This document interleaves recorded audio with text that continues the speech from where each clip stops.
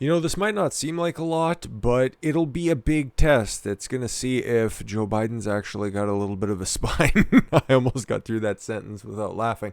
But no, if he's going to be standing up to China, okay? This is going to be a soft test because there are countries that are pulling out of Beijing. It's not going to be the country that we're going to be talking about in the second half of this video, but I didn't expect anything less from that fucking bootlicker. But House resolution calls for the United States to boycott 2020 Beijing Winter Olympics. Well, to be fair, I would rather just have their never be Winter Olympics. I think it's a fucking inferior version, and it's going to be weird to have years back to back and within months of actually one another. I don't know if the Tokyo Games for 2020 that were scheduled or rescheduled and pushed off into 2021 have a firm start date, but I'd imagine it's probably July, end of July is usually the Summer Olympics take place then, but who fucking knows. But yeah, I'd be all for not glorifying a country that is actively promoting a genocide. But let's see what's going on here.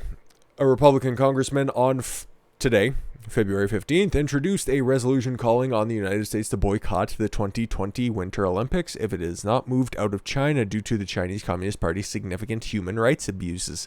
They don't think, the CCP doesn't think that they've done anything wrong, but yeah, I think there's enough coverage on them to know that there is significant shit that they do.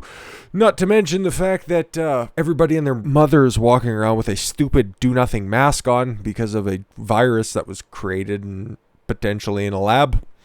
I don't know, man. It's starting to look a little bit more like that's the case. Anyways, the resolution introduced by Representative Michael Waltz from Florida. God, just more great stuff comes out of Florida. Remember when Florida was the laughingstock of the world? You know, Florida man does this, and yeah, they've all of a sudden become the home of free expression and great ideas.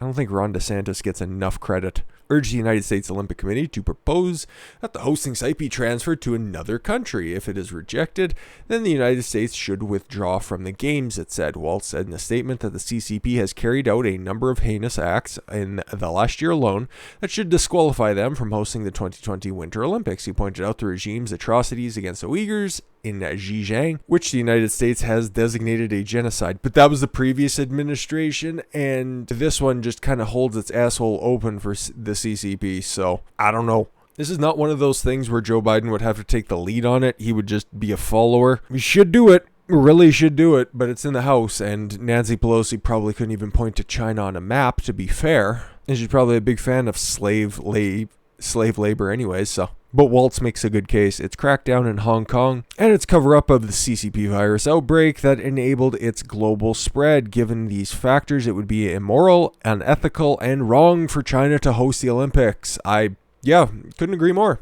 Rewarding the bad behavior for autocrats only emboldens them. There isn't a worse time to reward Xi for his utter recklessness and inhumanity. This dude is based as fuck. Now, normally, there is a huge amount of money that is put into hosting the Olympics. That's why the host cities are becoming fewer and fewer, because Beijing, they just had the Chinese Summer Olympics, Beijing Summer Olympics.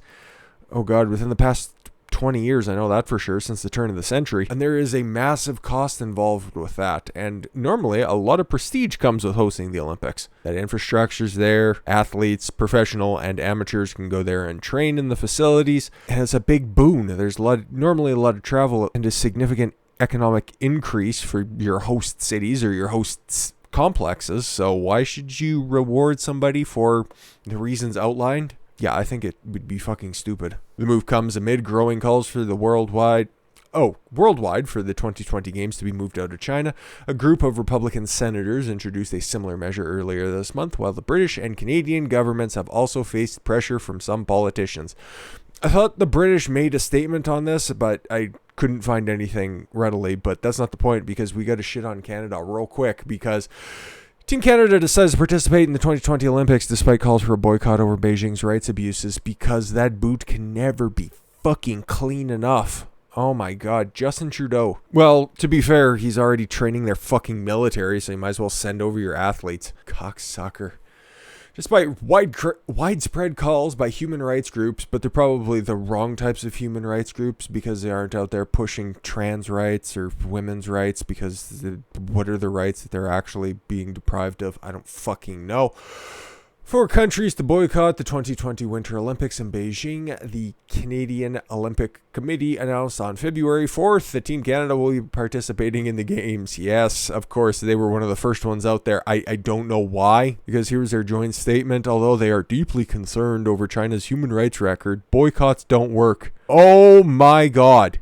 That is about the dumbest shit I've ever heard. Why would you support people who actively work against your values? Or maybe this is just another one of those mask off moments where the Liberal Party of Canada openly endorses a genocide. I think for that upcoming election, which is not announced yet and hasn't been called yet, but it's coming. Just need to pass Bill C-19 first. But that'd be a great thing to do. Trudeau endorses genocide. Let's get it going. But oh no, we're not done. Normally I wait until like Sunday or only once a week to shit on Trudeau, but oh boy, he was busy today. Because Huawei, something that has been banned pretty much throughout the world as being just the wonderful spy tool for the CCP, it's being actively promoted and used widely in our university system. Yeah. If there wasn't reason enough to hate the university system, here's another reason why. God, I can't stand his stupid face. Prime Minister Justin Trudeau defended his government's decision to partner with Huawei to create state-of-the-art computer and electronic technologies. Oh my God, literally the shit that they fucking harvest all the data from. Despite months of criticism from international allies and opposition parties, Federal Agency National Science and Engineering Research Council, NERNSERC, has agreed to work with Huawei to fund research despite national security concerns from allies such as the US and the UK. Oh my God, we're becoming a communist nation more and more by the minute. NERSERC grants lists money going to 14 projects that would have partnered with Huawei. The sum project total is $4,873,160. Huawei would not put an exact figure on the funding, saying that only the sum is greater than $4.8 million. Well, there it is by 73,160.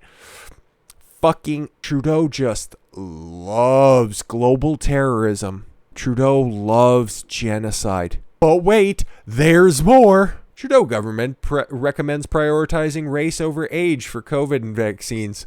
Why? Fucking why? Why? This one, I can understand the rest of it because I know Trudeau's history with sucking off Ginny the Pooh in order to get that fucking little drop of honey. But this one is just fucking batshit. The Canadian National Advisory Committee for Immunization is suggesting that racialized groups should be prioritized for vaccinations against COVID-19. Why? According to the guidelines raised by the committee, it is believed that racialized groups are at a greater risk for infection and should thus be given priority over non-racialized groups. What the fuck does that mean? It doesn't mean what you'd hope it means. It just means exactly how you fucking think it'll mean. White people, it doesn't matter if you're 80 or 90 years old. The only people who are actually dropping dead from the fucking coof. Nah, blacks and natives most affected. According to CTV, the committee said on Monday key populations are sequenced in 3 stages corresponding to increased vaccine availability in each quarter of 2021. Why are we waiting that long? Literally, the United Kingdom has just surpassed 15 million fucking vaccinations. What are we at, like 4? Not million, just 4. The vaccine rollout is presented in stages due to Trudeau's government inability to secure vaccine shipments. No, he's too busy polishing the fucking CCP's knob. Currently, Canada continues to fall behind almost every single developed country in vaccine rollout. An Angus Reid poll had found 57% of Canadians now say the government has done a poor job of securing COVID-19 doses for the population. Yeah, that's only because the other 43% don't know the fucking numbers or are just blind Trudeau supporters. Out here in Alberta, I'm hard-pressed to find any. You're more likely to find vociferous detractors to Trudeau than you are to find somebody who's like, he's a good dude. But then again, I try to stay away from Edmonton as much as humanly possible. It remains to be seen whether Trudeau's government will continue to roll out the scarce vaccine availabilities to more specific racial groups. Why? Why would you? Why would you even bother? The Liberal government up here sucks on so many levels. It's impossible to know when to stop, but I think I will right here. Just showing you that Trudeau loves genocide. He loves communism. And he's showing it by segregating his population and making sure that the most vulnerable hate different racialized groups because they're needlessly getting vaccinated over the people who are actually sick. I see your little divisive techniques, but somebody's got to call them out because CTV, fuck no, they'll just run cover for them. There's literally one outlet up here in Canada, Rebel News, and to call them significant is not apt at all. There is no right-leaning voice out here, so somebody's got to help him out. Hopefully we don't have to cover him again because he makes me physically ill whenever we have to talk about him. So we will wrap it up then, and hopefully I can just wait until the end of the week maybe to do a quick Canada recap. But with that said, guys, I thank you all very much for the gift of your time. I've been Don Consuelo. I want you to follow your gut and get after it. Take care, everyone.